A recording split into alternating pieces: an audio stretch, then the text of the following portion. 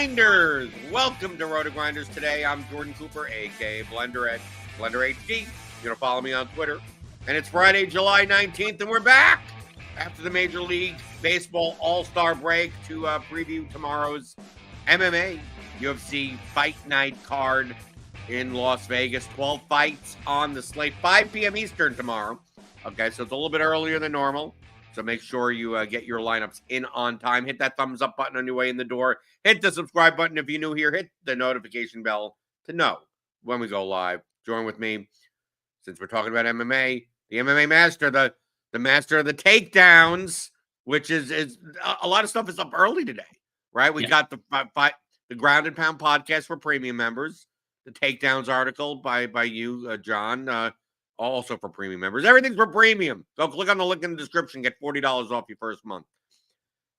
John, we're back. They know that we're coming back after a week of no DFS. I guess you could play the All-Star game. I didn't. They gave us a fight night card that I could see why they didn't want to put this in front of people. Yeah. Yeah, as I put in the takedowns article, I'm really annoyed at myself for using all my synonyms for mediocre last week. Talking about the card last week, this week is even worse. I think it makes some sense. I think they kind of reference this on the Ground and Pound podcast, like you've got the Dana White Contender Series coming up in August, and so that they're going to want to sign a bunch of new people to the UFC roster. So that means they have to clear out a bunch of people. So some of these fights I do think are probably like for a roster spot in the UFC. And yeah, we'll see. It makes for an interesting card though. I think I said last week it's rare that we, not rare, but uncommon to have no fighter with less than a 20% chance of winning their fight. This card, I think it's the lowest line is about 33%. So yeah, it should be a good week for underdogs. Right, let's talk about the context of the slate. Remember, we talk primarily DFS strategy. If you want to break down the fights, subscribe to RotoGrinders Premium. Listen to the Ground and Pound podcast. Liam and Mike go through all the fights. But from a DFS strategy perspective, we're looking to win large field contests, right? We're looking to win GPPs. And the two main contextual variables that we want to look at on what does that optimal lineup kind of look like is the number of fights on the card and the spreads of the fights. What do we prioritize? We have 12 fights, which is a average size card. I mean, I consider it on the smaller level, right? But maybe not small. And on smaller cards, we prioritize a little bit more like win equity rather than finishing equity. On a 15-fight card, there's so many more opportunities for people to get finishes. So this is kind of like in the middle range of that. And then also the spreads of the fights. And I think that is the outlier here compared to many cards that we will play, is that there's no fighter on this slate that has more than a 70% implied win probability based on the current betting lines. Normally, we'd see a $9,500 fighter with minus 800, and then a $9,300 fighter with minus 400, and sometimes we'd get down into the $8,900 fighter is still minus 250. Miranda Maverick at 9,200 is minus 227. The most expensive fighter on the slate, Cody Gibson, 9,300, is only minus 190. So like 9,300 for minus 190. I mean, these are fighters on another slate that would be like in the mid 800s, mid 8,000s, because we'd have these massive favorites. So what you said is right, that the biggest underdog on the slate, Dejan Barbosa at 7,000 is plus 192. It's like this isn't like the type of slate where, can we possibly find an underdog if all the I think this is a slate that's if you're into like DFS strategy, should be totally up your alley, because a lineup that leaves 2,000 on the table could absolutely be optimal on this slate. So the amount of duplication that you could avoid this slate is, I think, much higher than other slates. And I mean, we'll talk about the high end fighters and what type of constructions we're going to use, but it still gets back to, we have a 5-round main event. Verna Jandiroba versus Amanda Lemos. We're gonna call all the. I think we should just call all the fights pick'ems. Essentially, I mean, at some point they're within the range of like, yeah, Jandiroba is a slight favorite, -138. The fight is most likely lasting, maybe 3.5, 4.5. It's around there. It's around a normal fight, maybe a little bit longer. But at this price point, 8,500, 7,700, I'm gonna go with you. I'm gonna go with your end of the spectrum, John. That you say on a lot of my natural instinct is to fade main events more so than not because they tend to be over owned. But I think on a card like this where we may not get as many finishes on this card, that extra 2 rounds of fighting at the mid range, even at 7,700 for the underdog, 8,500 for the favorite, I got to side a little bit more towards the main event because, I mean, Jandiroba could score 90 points and be optimal. Yeah. So it's an interesting main event. I don't want to fade it, but I don't know. Like I think a lot of people might have your thought process. We're seeing a very high projected ownership on Jandiroba. It's at 48%. I don't know. that's really high. Like I think she'll be one of my highest owned fighters, but I don't think I'm gonna roster her at 48%. That's just too high. Like I do think there's a good chance she wins her fight and doesn't land on the winning line. So she's got about a 53% chance to win the fight. We're showing her with like 48% ownership. I would have, maybe like 40%. I don't know. She doesn't just doesn't pile up a lot of significant strikes. I think she's averaging about 27 significant strikes per fight. A little bit over, 2.3 significant strikes per minute. That's not a lot. So you run the risk that she gets like a third or fourth round submission win with like 20 significant strikes, and maybe she's gets a couple of takedowns, but that could be a really low scoring win. So I'll probably be over the field on Amanda Lemos and under the field on Jandiroba. Okay, so let's talk about Normally we talk about the high end fighters and then talk about underdogs. Before we talk about the 9K fighters, I want to talk about probably the most owned non-main event fighter on the slate, probably going to be Steve Garcia at 8,600. He has the best inside the distance line, -110. Best first round line, +185. I'm gonna go with your logic, John. Steve Garcia isn't like a wrestler or anything. So Steve Garcia is just going to knock someone out or not. And that's basically going to be binary on whether or not he scores a lot of points. Typically, if you score a lot of points, it's going to be in the first round. So if his first round odds are around 35%, and we have his projected ownership at 46%, I'm going to assume, John, that you're going to be under that projected ownership in your portfolio.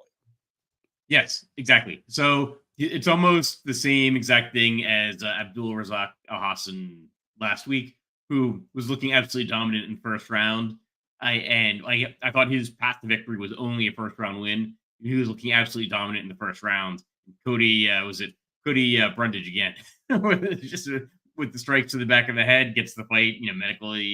Medical DQ. I think Steve Garcia's path to victory is only a first round win. Looking at the DraftKings fight props, it's over under 23.5 significant strikes for the whole fight for Steve Garcia, 17.5 for Sungwoo Choi. And I don't think they're going to have a takedown in this fight. It's expected to stay on the feet. Both of them are plus money for over half a takedown. So, I think that the path of victory for either fighter here is a first round win. I'll probably be under the field on Steve Garcia. I'll roster him at about his 1/3 first round win odds. I think a lot of people will. I think he'll be owned much higher than that because I think he's the only fighter that has like a really good inside the distance line, a really good first round win line. I think we're showing him about 47% ownership. I think that's about right. I think it should be. I think the right answer is maybe 33%, maybe a little bit more, maybe 36, 38 or something like that. But it's probably not 47%. He's a fighter I'm very interested in being under the field on. I think even in single entry, because I think in single entry his ownership's going to be even higher, and so yeah, I'm interested in probably being under the field. But yeah, I think there's a right answer. I think it's like 34, 36, 38%. Right, because when our sims come out, and if you're a premium member here, you'll get access to our optimal percentages and all that type of stuff that we'll spit out that Dane goes through probably tomorrow morning. I'm going to assume at 8,600, Steve Garcia is going to be the highest on the list. I think even higher than the 2-5 the Jandiroba and Lemos. I just don't think it's going to be 46%. I just think that at minus 110 inside the distance, plus 185 first round win percentage at 8,600, he's good. If he gets that first round win, he will be optimal at that price. It's not like he's a $9,500 fighter and with 110 points he gets priced out. Especially, I mean, if you simulate this card, we may not see as many finishes that Steve Garcia in a second round KO at 8,600 has a good shot at making the optimal lineup also. So it's not that, John, you're like, well, you're down on Steve Garcia. You're just that the field also sees that, like, where am I going to find finishes, right? And it's just going to gravitate so much to the guy that's the most likely to be optimal. It's one of these scenarios that I say this on the baseball shows all the time, that it's not about good chalk or bad chalk. It's over-owned or under-owned. So sometimes we have a Coors slate where Coors is all, there's no offense. We got to play Coors. It's the only place that has a 7 implied, and then everyone flocks to it. And then you have ones where, there's all these other options that are pretty good. And then it's like, well, Coors is the highest owned stacks, right? But they're not high. They're 12% owned when they should be 17% owned. You believe that this is the case where a guy like Steve Garcia is just, you look around this range, just look on the slate. I mean, we can talk about anyone else, any other fight on the slate and kind of go, yeah, I'm not really sure if there's going to, all I know is that the Garcia Choi fight, I think that ends early. I just like everyone else, like if every other fight went to decision and the Garcia Choi fight ended early, I would be like, okay, that was probably the median outcome.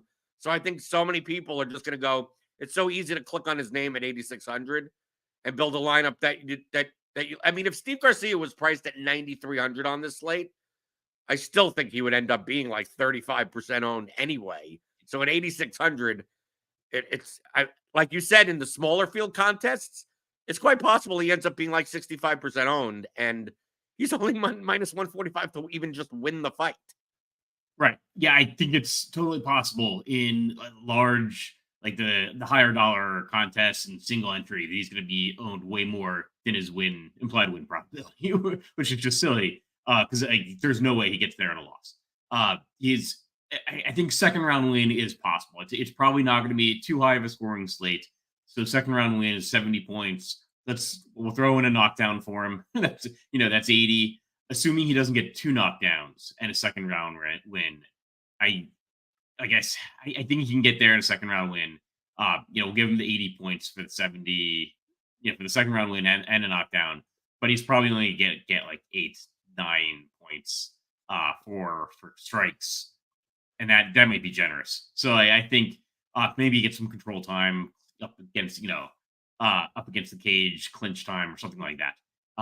But yeah, I think if he gets a second round win, it's probably like a high 80s, mid 80s score, and that puts him on the winning lineup, but maybe not. So yeah, I think he's going to be overowned, and I like Sungwoo Choi as as a leverage option. I think he should be higher owned than I think the projected ownership we're showing.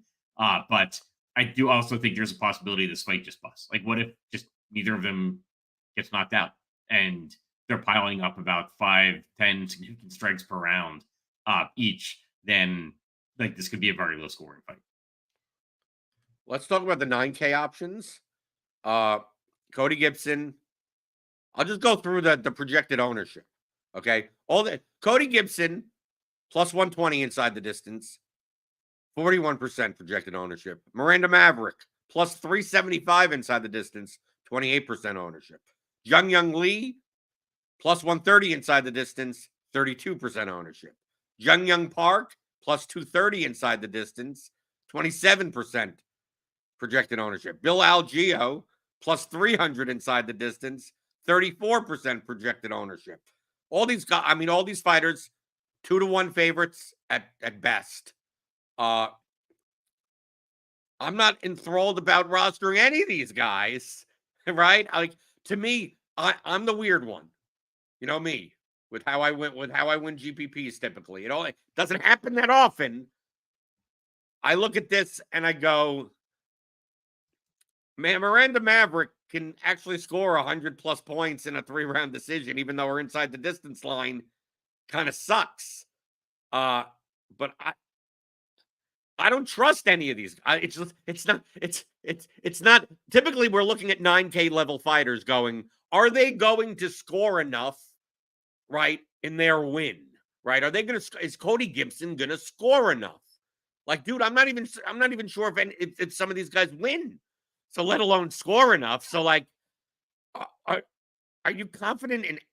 I mean, you don't have to play any of these. Like, this is a slate where if you want to build a lineup with no one 8,900 or above, you can.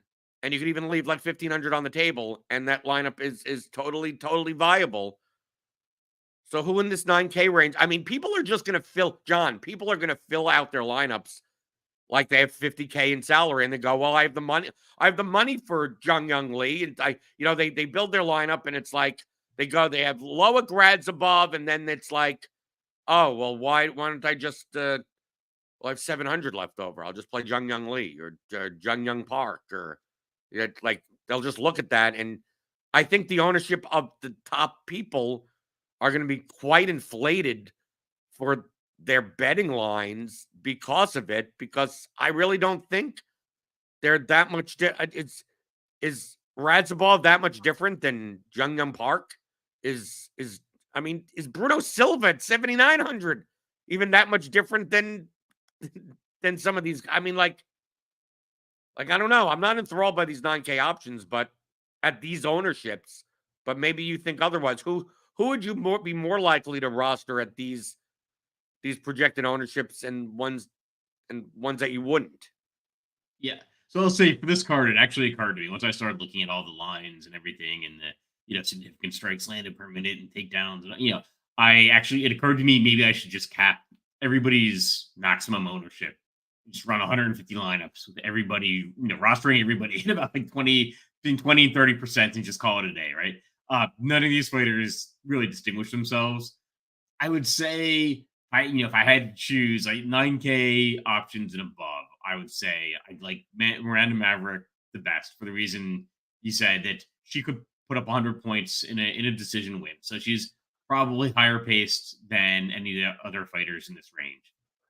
And she's going to see probably lower ownership because her inside the distance line isn't as good. She's the biggest favorite on the card also, and you don't have to spend all the way up for her. I think after that, it's probably Jung Lee. He's, you get $100 discount off of Maverick. And he's, I think, also got a good chance to be higher scoring in a decision. After that, probably Cody Gibson. I think Gibson's going to go over owned because he's the most expensive fighter. And I do think you can make a lot of really plausible lineups, not using a lot of salary. So I do think that, like, if you're hand building, and maybe even if you're using projections, that you're going to end up having money left over. Go, well, I can put Cody Gibson in. He's the most expensive fighter, so I'll put him in. And I think it could lead to higher ownership than he warrants. After that, my least favorite is Jung Park, just because I think that Brad Tavares fight, Brad Tavares fights tend to be very low scoring. Brad Tavares is a fighter who's actually looking at and thinking about excluding entirely, which I very rarely do in UFC, and I don't think I'll do it. But he's been in a ton of UFC fights, like 20 plus UFC fights. They're all low scoring. He never puts up a high score. It's just not what he does. He's only 7,200, so it is possible, if the right combination of other fighters win, that he gets a 75-point win and ends up on the winning lineup. but he's just never going to put up that high a score. I mean, I guess his odds implied probability of a first round win I'm seeing as 7%. So he should be at least 7% owned. But I think he'll probably be higher owned than that. And I don't know that he should be. It's just because he puts up a very slow pace. So yeah, I think 9K and above. My order of preference is Maverick, then Lee, then Gibson, then Park. And it seems like you're not enthralled by like prioritizing any of them anyway. Not really. No. But you do. You have tagged underneath, but John, underneath in lineup HQ, I see here, you have tagged Bill Algeo at 8,900. And the concerning thing about Bill Algeo, if you just look at the numbers, right? Just look at the numbers. 8,900 minus 162 win odds. His opponent, Doohoo Choi, at 7,300, right? Plus 142. So, I mean, this is a 60-40 type of fight. Both of them have the same inside the distance line of plus 300. Both have the same first round win odds, plus 700. One is 1,600 more than the other. Why would you play the one that's more expensive in Bill Algeo and not Doohoo? I hope I'm pronouncing his name right. Doohoo Choi. We got two Choi's on the. We got two Choi's and two Jung Youngs on the slate. What's your rationale that tagging Algeo at 8,900? Because to me, 34% own Bill Algeo. I mean, his last fight, I mean, obviously, he didn't get knocked out, but he got hurt or whatever. I don't consider Bill Algeo to be a trustworthy fighter. But to be fair, I don't consider any of the fighters on the slate to be a trustworthy fighter. So what's your rationale between tagging him at 30+% ownership when, I mean, from a ceiling perspective, the betting lines would say that both him and Choi have the same ceiling, but Algeo is just 1,600, way more expensive. Yeah, so I like the fight more than maybe more than I like Bill Algeo. I thought about Doohoo Choi for the takedowns article, but I think Bill Algeo is more likely to win the fight. And I don't know that you necessarily, like you said, like there's a price difference. Why would you take the more expensive one? I don't know that you need the money on this card. But Bill Algeo, he fights at a really good pace.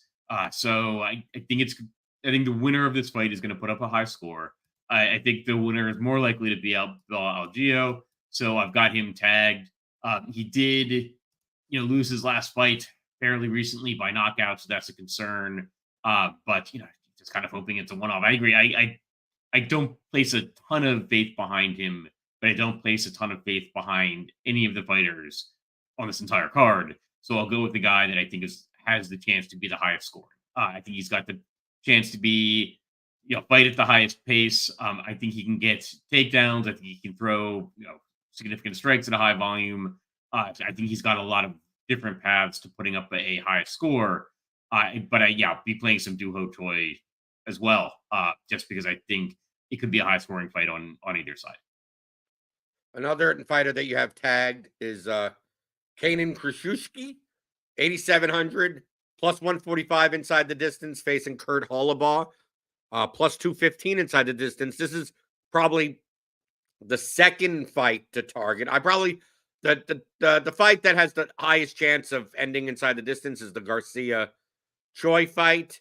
This would probably be number 2, Krashevsky Holobaugh. Holobaugh looks he's probably going to be popular. He's only plus 115, 7,500, plus 215 inside the distance. This seems like a fight that you'd want to target. You have Krashevsky tagged. Is this the same type of logic with the Bill Algeo one of like, one fighter is 1,200 more than the other fighter, but he's only minus 135 to win, so he's technically a little overpriced. But I mean, there's no reason why you can't play Krashevsky there's no reason why you can't play Krashevsky as the most expensive fighter in your lineup. It's like one of these things where, like, the price doesn't, like, it's one of these things like we see on like Thanksgiving NFL, right? Where they make the pricing so that, like, oh, you can kind of play whoever you want. because like they made it so soft. I feel like this is the type of slate where you're like, well, 8,700 for a minus 135 fighter is like, that's not, I mean, he's not, that's not that great. But then you look at the rest of the slate and go, what are you going to pay 9,300 for a minus 190 fighter? I mean, you could kind of play whoever you want. So like, you almost have to view all the favorites as if price doesn't matter, right? Like almost like I look at this slate and I go, I think I'd rather play Krzyzewski at 8,700. Like I would play Krzyzewski if he was 9,200. So what does it matter what his price is? Because I think the Krzyzewski Holobaugh fight is much more likely to produce a high score than the Jung Young Park Brad Tavares fight, no matter what their price is. Yeah, exactly. So, Kanan Krzyzewski. So he's a Dana White Contender Series alum. Fought Elvis Brenner in his UFC debut and got knocked out in the first round without putting up much statistics at all. But he was somewhat high volume in his one Dana White Contender Series fight. He got a first round win. I think he had a takedown and 27, 28 significant strikes. The fight props show him, with good odds to get more than one takedown, and a good amount of significant strikes as well. I think 54, 55 significant strikes. So I agree. I think that the Kurt Holobaugh Krzyzewski's fight has a good chance to be higher volume. I guess kind of looking at my takedown selections, I kind of picked 4 underdogs and then 2 favorites. But I do kind of like the underdogs in the fights, right, of the favorites that I tagged. So I tagged like Bill Algeo and Kanan Krzyzewski, but I don't mind Kurt Holobaugh or Duho Choi as well. Like those are maybe the fights that I'm gonna try to target. But yeah, I think Krzyzewski like on this card should be more expensive if that makes sense, even though the win probability doesn't indicate that. It's just like he's higher volume. So he's a player that I'm interested in getting into my lineups just because I think he's going to go under-owned because doesn't have a great inside distance line, but I think he could be high scoring in a decision. Okay, so what other fights are you looking to target? We have some mid-range stuff. We have like the Durden Silva fight where like Durden's the favorite, but has a much higher inside the distance line because he's more likely to land takedowns and then win a decision, while Bruno Silva is much more likely to just get an early knockout. We got the Ogden Radzabov fight. Obviously, we got the 8,200, 8,000 Pudilova Carolina fight. That's heavily favored to go the distance. We got the heavyweight fight, Usman and Peterson, and Usman may end up being the lowest owned favorite on the slate. So what other fighters are you looking at? And then we'll talk about what are the I know we always cover like the long shot underdogs. I don't think there's any long shot underdogs, but we'll talk about like the cheapies, which ones that you'd like to play more of. But how about in this mid range? Like what are the heavy? I'm intrigued by the heavyweight fight, but I'm always scared with heavyweight because a lot of times after the first round, they're just sucking wind and leaning on each other. And I don't expect this to necessarily be the most highest volume of fights.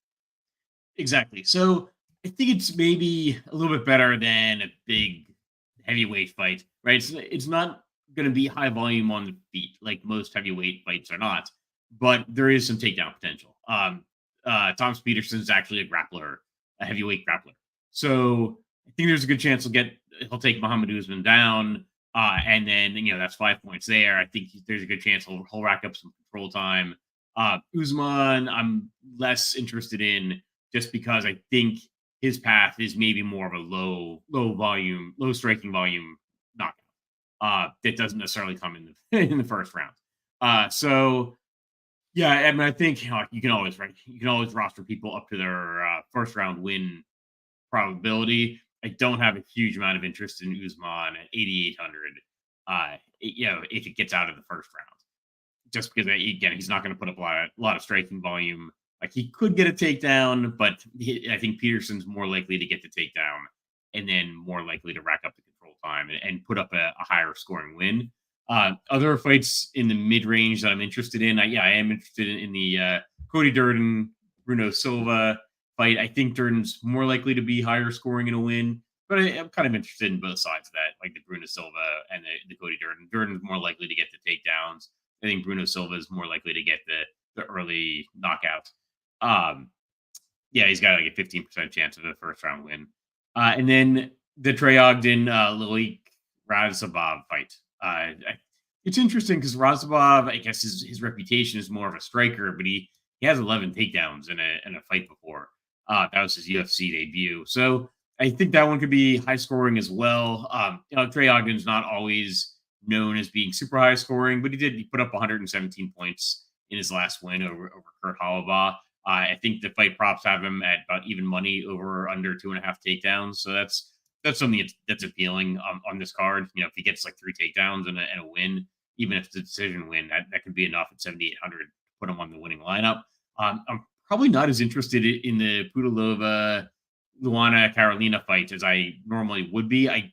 There's always this perception that female fighters are going to go a little bit under-owned, but these women are actually pretty low volume. And so they're pretty low volume and a pretty good chance that it goes 3 rounds. So it could be a really low scoring win on either side.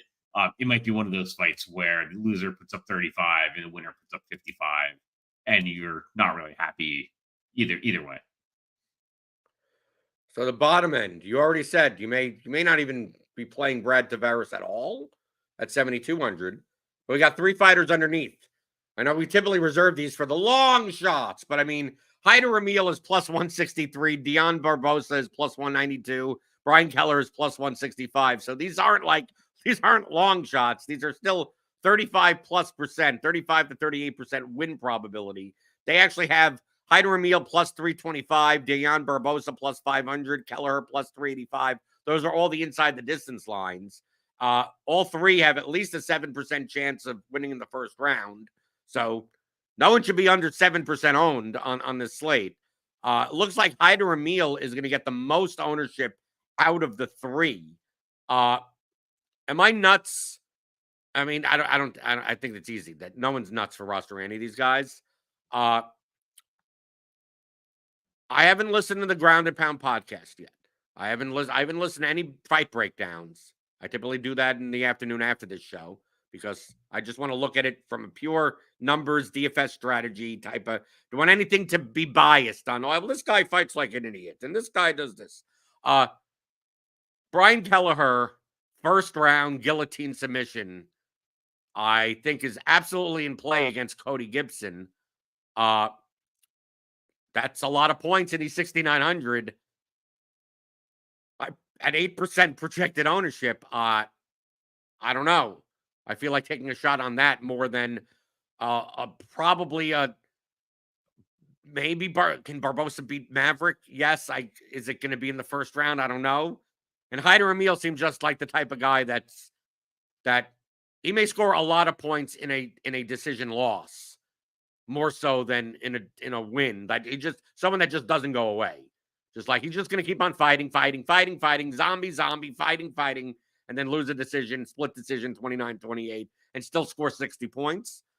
So, I mean, that's nice for a score, but I feel like for a ceiling, I want to take a shot on Keller. Right. So I guess of the 4 cheapest fighters, yeah, I said like Tavares is the one I'm absolutely least interested in. I think the one I'm most interested in is probably Brian Kelleher. The saving, 6,900, you're getting a 35% chance that he wins the fight at 6,900. And like Cody Gibson's probably going to have too much ownership. So there's some leverage there. Yeah, I like Brian Kelleher the most. I like Haider Emil probably second most. He put up a big score in his UFC debut, but is actually his another Dana White Contender Series alum. His Dana White Contender Series fight was notably low score. So he won a 3-round decision, and he had 26 significant strikes over the 3 rounds and no takedowns. But I guess so he's low scoring in his, I don't think he's as high scoring as his debut. I think he had like 130 points because he got a knockdown and second round win. He had 79 significant strikes.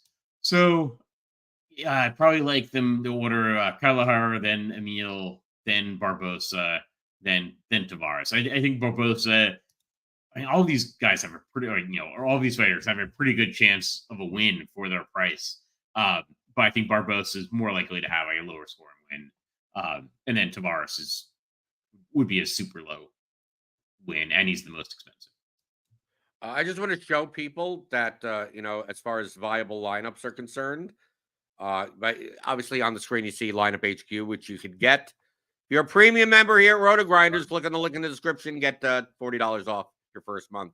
So let's say we go with just to show what a viable lineup could look like that is optimal. We have Sung Woo Choi, knocks out Steve Garcia in the first round, right? So we're going to play him for leverage, right?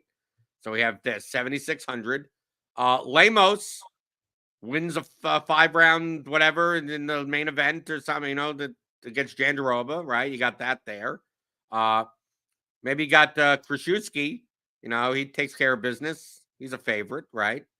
Then you got maybe Thomas Peterson against Usman with all that wrestling. Submits him in the whatever round and gets a pretty nice score right there. And then you look up here, Miranda Maverick, right? She scores a ton of points and, some decision win. And then Bruno Silva knocks out Cody Durden, right? Which is absolutely viable. And look, I spent on Miranda Maverick. This lineup leaves 1,500 on the table. Yeah.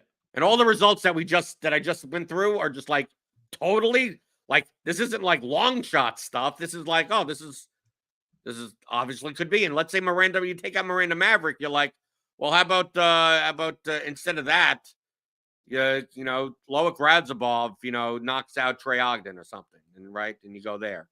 Well, that's 2,300 left on the table. Yeah. All these results you'd look at and go, yeah, okay, that sounds completely. You could take out Sung Woo Choi and actually put in Steve Garcia instead, and you're still leaving 1,300 on the table. Yeah. Right. And even with Sung Woo Choi in there, the lowest odds of winning the fight you've got of any fighter in the lineup are 42%. If you put Steve Garcia in, I think the lowest is Thomas Peterson, about 45%. Like these fights are all coin flips. I think there's 3 fights that are absolute coin flips right in the middle. I mean, literally, depending on what hour you check the odds, it's minus 115 to minus 105, and then it'll flip the other way. And we've got 3 fights that have been doing that the whole week, priced right in the middle range. But then you've got another bunch of fights that are just like 52, 55% win probability. You have to go all the way up to 9,100 to Young Lee to get somebody that's got over a 60% chance of winning their fight.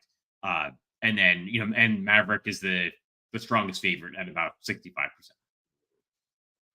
Right. So I mean, even as a heuristic, this would be one of the few cards, the slates that we've gotten where, like, if I told someone that's playing, let's say, in the mini max, right, which is actually harder to win than the main $15 one because the mini max has actually more entries. That if you're going to play the mini max, you don't have the simulation tools, you don't have the programming chops, and you putting together a portfolio. You just have lineup HQ and optimizer or whatever. As a heuristic, like I think it wouldn't be a bad strategy to just put in and go, I'm not going to spend more than 49K, and just like literally I'm going to leave at least 1,000 on every lineup. The amount of duplication you're going to run into is going to be much, much lower. I mean, you could do 49.5. I mean, obviously there are 49.8 lineups that are still only duped 2 or 3 times, depending on the combinations of fighters. So it's not like, a be-all, end-all.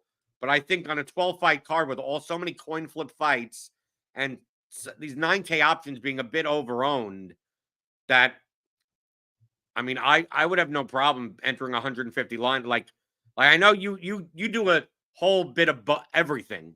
So you may have some 50K lineups, you may have some 47K lineups, but as just a heuristic, I think this is a very good slate. This is the slate, to put things in perspective, from an optimal percentage rate in the large field contest, especially. This is the slate in most recent memory that I could remember, that the optimal lineup is more likely to leave more salary on the table than any other slate I've seen in maybe months. Yeah, definitely. I would say maybe even years. Like this, Right. this is the best card that I can imagine to leave money on the table. Just because you're just not sacrificing that much. And I mean, you can even do it. Like you can set the maximum salary, 48.8 or something, and you're not getting lineups that are projected that much lower than if you use all of the money, all of the salary available to you. Yeah, so it's a great card to leave money on the table. I don't know. I do think there's something to be said because a lot of people do use that salary trick. There's something to be said for using all of the salary, and if you have very low owned fighters, like if you can put together a lineup that has uses all 50K, but it's got a couple of fighters that are owned at 15% or less, like that's actually got a really good chance of not being highly duplicated as well. But yeah, it's a good card. And talking through it with you, I'm actually thinking that maybe the highest owned, like the most overowned fighters are going to be like Gibson and Maverick. So I'm actually souring on Maverick a little bit because I think so many people are going to be in this position of just having so much salary left over. And well, I can fit in both Gibson and Maverick. Then maybe that's an argument to own a little bit more like Steve Garcia than I was thinking, and a little bit less Gibson and Maverick. I think Verna Jandiroba is going to end up being overowned. Like showing her at like near 50% ownership, because I think so many people are going to go, well, she's the main event favorite, and they're and I can get her at what is her price? Yeah, just 8,500, and I've got all the salary that I need, and she's going to project well because of that possibility of the ceiling of the 5-round win, but it's not that likely that this, like, I think the over under 3.5 rounds for this fight is even money. And if it's a 3rd round win or or even like a 4th round win, that's just lower volume, that just doesn't distinguish it that much from any of the other fights. So yeah, I think like Verna and Cody Gibson probably going to be the two most overowned fighters. You know what's going to end up happening, John? All 12 favorites win. It's going to be one of the. It's like, right. Oh, this is the best slate for underdogs, and it's like 12 favorite wins, and the winning lineup has Lemos fight stack, with 56 points, and the winner. I mean, obviously that's a possibility, but the chances are this is the slate where if 8 or 9 underdogs won, it would be on this type of slate and less on a slate where you get the 8,700 fighter who's still minus 270 to win, which we see on a lot of cards. So you'll be on Crunch Time tomorrow. It's a 5 p.m. slate. So are you guys going on at 1 p.m.? I think 1 p.m. We seem to have settled on 1 p.m. for MMA Crunch Time.